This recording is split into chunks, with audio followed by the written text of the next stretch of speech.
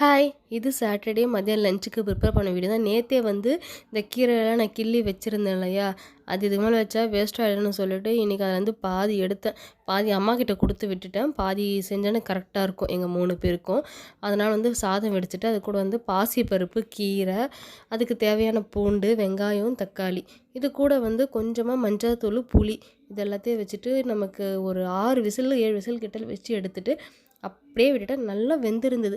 நான் இது மறுபடியும் ரொம்பலாம் போட்டு கடையல. சும்மா லைட்டாக கரண்டி வச்சு மட்டும் தான் மசிச்சு விட்டேன். ஆனால் இன்னும் தெரியல கீரை நல்லா டேஸ்ட்டாக இருந்தது.